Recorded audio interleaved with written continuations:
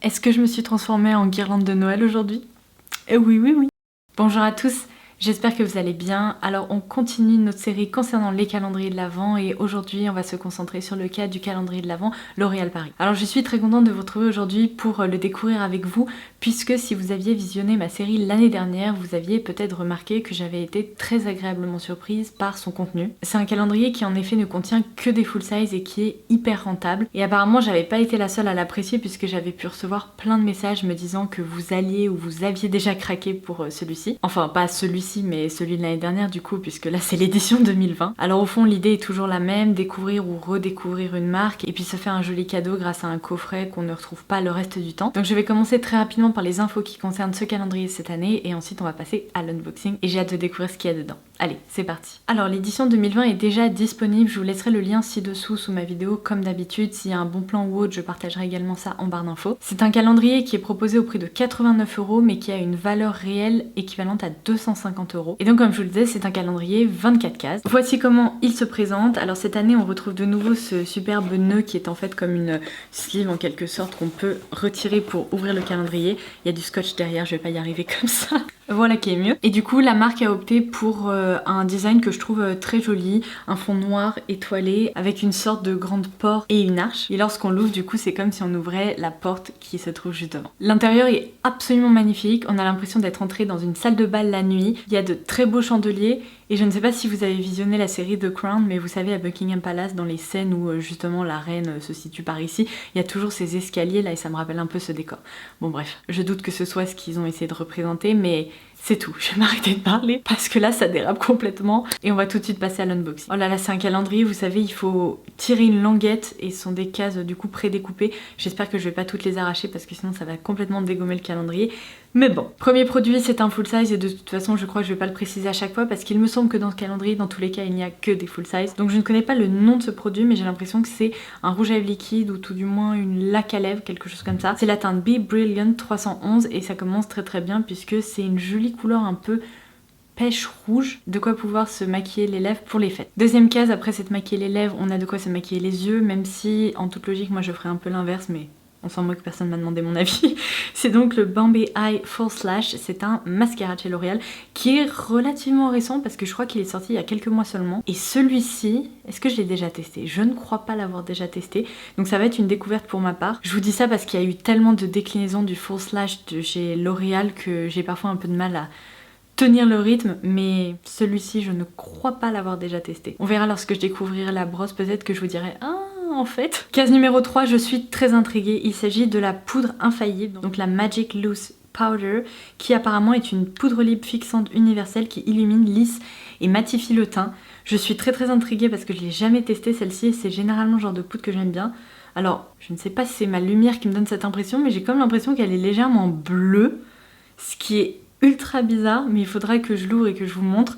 Bon bah, un produit à découvrir du coup c'est... Case numéro 4, on repasse à un rouge à lèvres. Cette fois-ci, je peux d'ores et déjà vous dire de quoi il s'agit. C'est un color riche, donc là dans la gamme mat, dans la teinte 346, Scarlet Silhouette. Et c'est un très joli rouge, presque un peu bordeaux. Ces packaging coloris, je crois que je pourrais les reconnaître à 2 km. Case numéro 5, il s'agit ici d'un crayon contour des lèvres, donc toujours dans la gamme color riche, c'est le lip liner couture.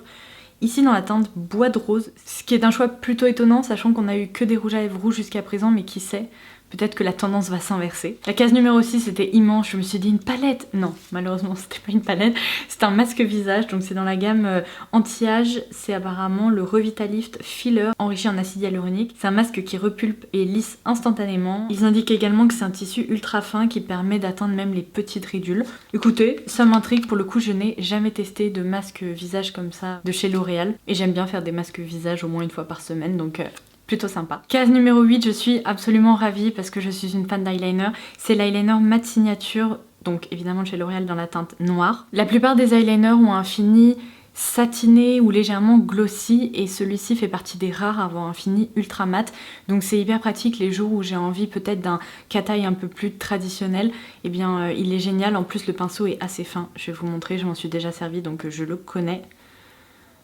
Voilà, ici on voit mieux parce que là définitivement vous voyez rien. C'est un embout feutre comme ça avec comme une encre en quelque sorte. Case numéro 9, on a ici un fard à paupières mono dans la teinte Unsurpassed qui est apparemment un fard mat. Donc c'est dans la gamme des Oil Eyeshadows et j'en avais eu 2 je crois comme ça dans le calendrier de l'année dernière et je les avais trouvés très très sympas. La texture m'avait vraiment étonnée. C'est vrai que je me dirige de moins en moins vers des fards à paupières mono comme ça, mais là ma foi c'est une couleur qui est même typiquement pour le creux de paupière si vous avez la peau plutôt claire pourrait être sympa. Et sinon ça pourrait même être une teinte portée en all over, donc plutôt chouette. Case numéro 11, je suis trop contente de voir ça, c'est le melon Dollar Baby, donc il y a un petit jeu de mots assez sympa. Ici dans la teinte Watermelon Addict, qui est la numéro 3, ils indiquent que c'est un blush doux réveil de teint.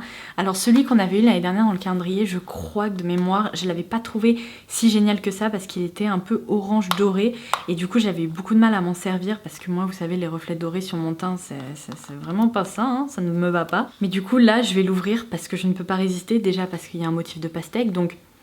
Oh, ça sent un peu la pastèque. C'est une petite odeur un peu gourmande de bonbons mais c'est assez sympa du coup j'aime bien. C'est le genre de truc, c'est tellement gadget et moi ça me... Je sais pas, ça me donne le sourire. Bon, ça sent bon. Mais là, du coup, comme je vous le disais, je ne peux pas résister parce qu'il y a le motif de pastèque, ça sent la pastèque et la couleur est très très jolie. C'est vraiment beaucoup plus le genre de couleur un peu bonne mine que je porte. Donc ça, pareil, je testerai avec plaisir et c'est un blush que je n'ai pas. Case numéro 11. Alors ça, je suis hyper étonnée de voir ça parce que j'ai déjà vu ce produit quelque part. Je crois que ma maman avait un rouge à lèvres comme ça, mais alors c'était pas tout à fait le même packaging, mais ça me dit vraiment quelque chose et ça doit un peu dater, donc je ne sais pas s'ils ont repoussé cette gamme, reformulé la gamme, ou ils l'ont peut-être même repackagé, mais j'ai déjà vu ça. En fait, d'un côté, vous avez un rouge à lèvres liquide, et de l'autre côté, vous avez comme un baume légèrement teinté pour rendre le rouge à lèvres un peu plus confortable.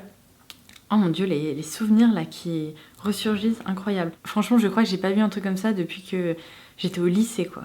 Dingue. Donc du coup, c'est l'infaillible 24 Hour Lipstick et comme je vous le disais, ils indiquent ici qu'il y a la couleur intense et que là, il y a le baume.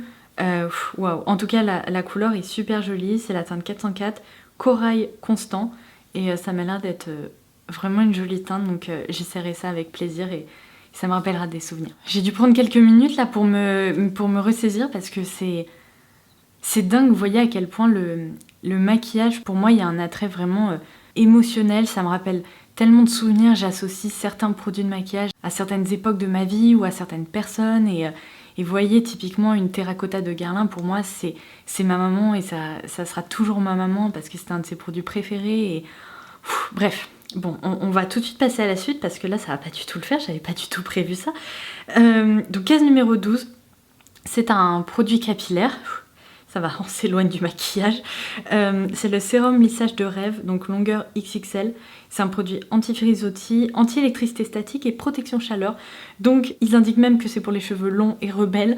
Je me reconnais un peu là-dedans parce qu'en hiver j'ai de l'électricité statique, j'ai des petits frisottis là sur le haut de la tête souvent. Donc bah écoutez, ça franchement ça m'intrigue vraiment. J'ai bien envie de tester et je me suis pas servie de la gamme Elseve de L'Oréal depuis très longtemps, mais bon, ça peut peut-être remplacer mon huile capillaire, donc je testerai également. Case numéro 13, un produit que je connais déjà, je crois qu'on l'a déjà eu l'année dernière, c'est le Kohl by Superliner, donc dans la teinte en fait des Kohl de L'Oréal, c'est la teinte noire. Non, pardon, je raconte n'importe quoi. C'est vrai que je suis avec mon antenne, ça me fait flipper. Non, je crois que c'est une teinte marron. Bougez pas, bougez pas. Mon dieu, je me fais vieille, c'est écrit tellement petit. Ah bah c'est normal, c'est écrit sur le bouchon. C'est bien la teinte 102 Pure Espresso, donc ce n'est pas un Kohl noir mais un Kohl marron, ce qui change vraiment d'ailleurs des crayons noirs qu'on a l'habitude d'avoir dans les calendriers ou les coffrets. Ça c'est très sympa parce que... Est-ce que j'avais un crayon marron? Probablement plutôt métallique ou lumineux, là ça a l'air d'être un mat donc chouette. Case numéro 14. Alors lui je l'aime. Je l'aime à la folie, je vous en ai déjà parlé plusieurs fois cette année et franchement je me demande s'il va pas se retrouver dans mes favoris de l'année parce que ce sont des rouges à lèvres que je porte beaucoup. Il y a même d'autres teintes sur lesquelles je louche donc je suis absolument ravie. C'est le Colorish Shine dans la teinte 642 #MLBB.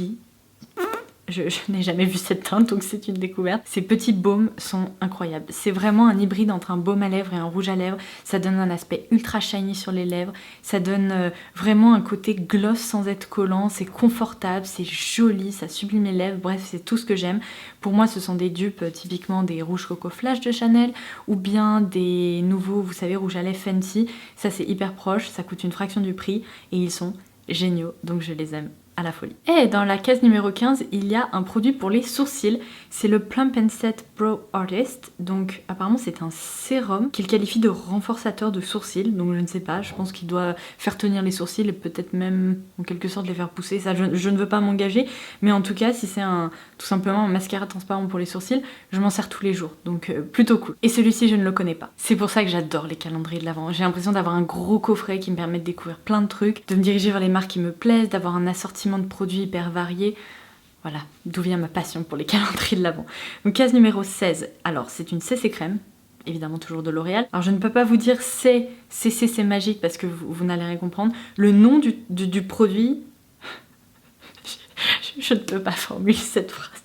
Bon, vous le verrez à l'écran, hein. Vous savez quoi, parce que là c'est pas possible, je vais pas réussir à suivre. Donc c'est un embellisseur de teint anti-rougeur, donc c'est tout simplement je pense une sorte de CC crème teintée qui apparemment est vert et les pigments doivent se casser sur le visage pour s'adapter à votre carnation. Alors ils indiquent que ça permet de garder la peau hydratée, qu'il y a un SPF de 20. Bon, moi les trucs comme ça qui s'adaptent à toutes les carnations, j'y crois pas vraiment parce que pour avoir la peau très très claire, la plupart du temps c'est trop orange ou trop foncé, ou alors quand justement on a la peau trop foncée, bah tout d'un coup c'est trop clair, ça grise vraiment le teint. Donc il faudrait que j'essaye, peut-être que justement en ayant la peau claire, bah, ça m'ira plutôt pas mal si c'est un truc anti-rougeur. C'est plus trop le genre de produit que j'utilise. Personnellement, je préfère toujours appliquer un peu de fond de teint et corriger avec des pigments neutres, mais why not? Ça, c'est peut-être pas le produit le plus adapté à plein de carnations. Je dirais que c'est un peu le couac de cette case. Case numéro 17, on a de nouveau, vous savez, ces rouges à lèvres liquides. Ici, c'est pas écrit.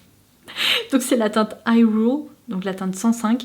Alors ça m'a l'air d'être un mauve comme ça, je ne porte pas vraiment ces couleurs, donc je pense que je vais le mettre de côté pour vous, vous savez, pour le concours qui se déroulera à la fin de la série calendrier de l'Avent. J'ai une trousse qui va probablement se transformer en tote bag dans lequel je vais mettre tous les produits comme ça que j'aurais mis de côté pour vous. Et ça vraiment, je me dis que ça sert à rien que je le garde parce que je le porterai pas suffisamment. On verra, je prendrai aussi peut-être d'autres produits que je vous ai présentés jusqu'à maintenant. En tout cas, c'est une très jolie couleur, c'est juste que ce genre de mauve un peu muté, je les porte pas vraiment. Case numéro 18, un produit incontournable de L'Oréal que tout le monde connaît, que nos mamies connaissent, que nos mamans connaissent. Enfin, c'est vraiment, je pense, un produit un peu universel, c'est la laque Elnet. Alors ici, on a la version fixation forte sans parfum.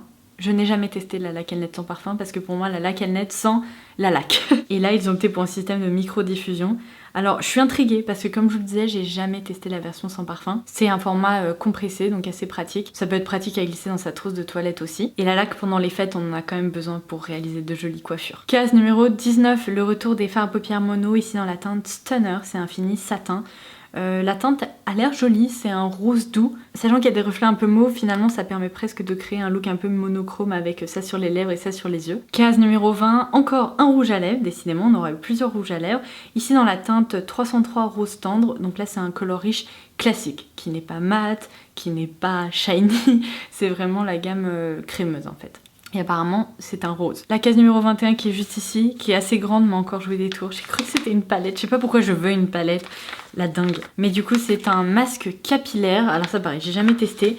En fait vous savez ce sont ces masques, donc on applique le baume, ensuite on a une super Charlotte méga sexy qu'on se glisse sur les cheveux, on laisse poser ça je crois toute la nuit. Il faudrait que je vérifie, que je fasse pas de bêtises. Ah non, celui-ci on le laisse pas poser toute la nuit, on le laisse poser 10 minutes, ce qui est quand même plus rapide parce que je vais me coucher avec ça sur la tête. Vous pouvez être sûr, mais sûr que ça va être le festival des blagues pour mon chéri parce que rien que quand je me mets, vous savez, mes chaussettes, donc mes masques pour les pieds en forme de chaussettes, et il dit que je ressemble à un saumon papillote, donc avec ça, j'ose à peine imaginer. Mais du coup, 10 minutes, c'est assez rapide, ça permet de faire un soin un peu express. Donc je suis intriguée. Case numéro 22. Je ne sais pas ce que c'est. Apparemment, ils indiquent que c'est un liner signature dans la teinte dorée, donc Gold Velvet. Alors, ça c'est le genre de truc que vous ne voyez pas habituellement mais qui arrive tout le temps. Alors je vais l'ouvrir. Ah ok, Donc pour moi ça c'est plus un crayon qu'un eyeliner, vous voyez, ça a une petite pointe comme ça. Ça permet d'appliquer du coup du doré au niveau de la muqueuse, du ras-de-cils inférieur, du ras-de-cils supérieur. Bon, pareil, c'est festif. J'aime bien les crayons dorés, donc plutôt cool. Avant-dernière case numéro 23, c'est passé beaucoup trop vite, ça passe toujours beaucoup trop vite. Alors, c'est de nouveau un rouge à lèvres Color Rich. J'aurais préféré un Color Rich Shine, si je ne m'abuse, mais bon, encore une fois, on m'a pas demandé mon avis. Hein. Donc c'est la teinte 302 Bois de Rose. Alors celui-ci, je crois que je l'ai déjà dans ma collection parce que c'est une teinte un peu incontournable, donc pareil, je vais le mettre de côté pour vous, mais c'est une très très jolie couleur, passe-partout pour le quotidien. Oh là, le calendrier est beaucoup plus léger tout d'un coup. Je vais me prendre ça dans le visage.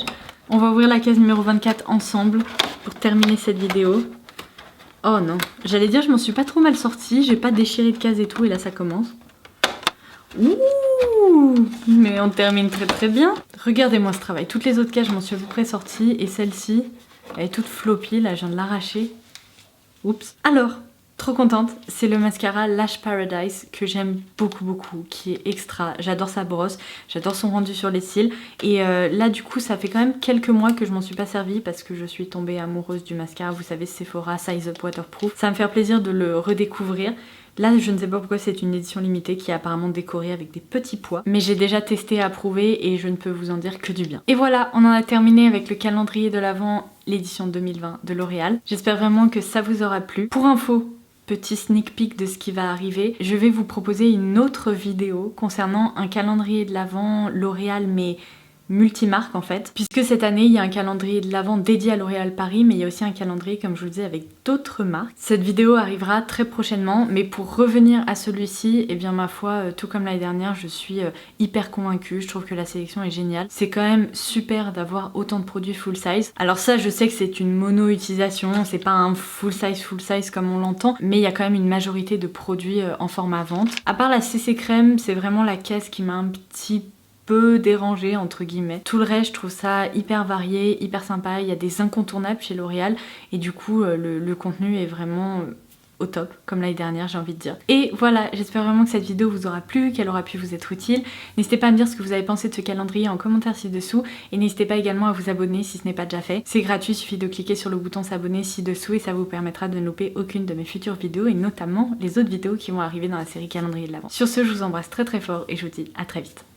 Bye bye!